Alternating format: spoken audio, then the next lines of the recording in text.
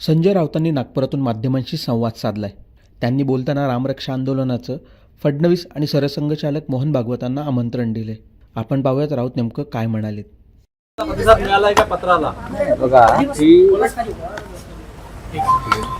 ठीक आहे, लग्नाचं आमंत्रण नाही. लग्नासाठी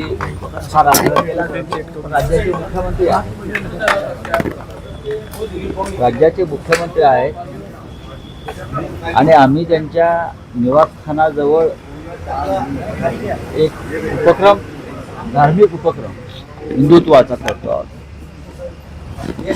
राज्याचे मुख्यमंत्री म्हणून आम्ही त्यांना निमंत्रण दिलेलं आहे. त्याहीपेक्षा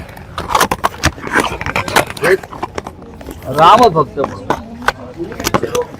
आणि राम जन्मभूमी आंदोलनात त्यांचा सहभाग तेव्हा होता,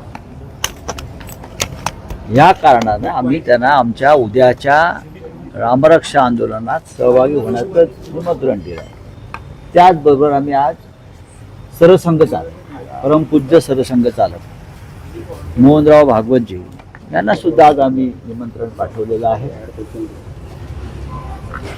नागपूरमध्ये आल्यावर ह्या ज्या प्रमुख व्यक्ती आहेत, हिंदुत्वाच्या दृष्टीनं अतिमहत्वाच्या जी व्यक्तिमत्व आहेत, आम्ही त्या सगळ्यांना आदरपूर्वक निमंत्रण देण्याचा प्रयत्न करत आहे. पुढील 1.5 महिन्यात केंद्रात आणि सरसंघ चालकांनी जर इथे येणं जमत नसेल तर त्यांनी त्यांचा प्रतिनिधी पाठवावा, अशी आम्ही त्यांना विनंती केलेली आहे. शिवाय या भागातले सर्व आमदार आहेत विविध पक्षांचे, मग भारतीय जनता पक्षाचे असतील किंवा अन्य पक्षांचे काही नेते असतील, आम्ही त्यांनाही आमंत्रित केलेलं आहे. उद्या शिवसेना पक्षप्रमुख उद्धव ठाकरे इथे 11:30 वाजता येतील. त्यांच्या काही भेटीगाठी आहेत इथे आणि 4 वाजता ते रामनगर येथील राम मंदिराकडे रवाना होते आणि विदर्भातल्या विविध भागातून कार्यकर्ते, रामभक्त, शिवसैनिक इथे उपस्थित राहतील. तुम्ही मुख्यमंत्र्यांना जे पत्र लिहिलेलं त्याला भाजपने आता प्रत्युत्तर दिलेलं आहे. नितेश राणे असतील किंवा इकडे संदीप जोशी असेल, त्यांनी म्हटलेलं आहे की तुम्ही मुख्यमंत्र्यांना निमंत्रण देणं हा राजकीय विनोद आहे. अजिबात नाही. कसं काय राजकीय विनोद असेल? मला काय, तुम्ही कोणाची नावं घेताय, त्यांनी काय रिॲक्शन दिले आहेत हे माहीत नाही. राज्याचे मुख्यमंत्री हे काय एका पक्षाचे नसतात, ते संपूर्ण महाराष्ट्राचे असतात. आणि तुम्ही ज्यांची नावं घेतली आता, त्यांच्यापेक्षा अधिक काळ आम्ही देवेंद्र फडणवीस यांच्याबरोबर काम केलेलं आहे.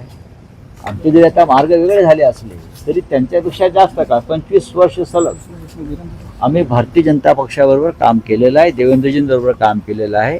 तेव्हा त्यांनी अशा प्रकारे प्रतिक्रिया देणं हाच मूर्खपणा आहे.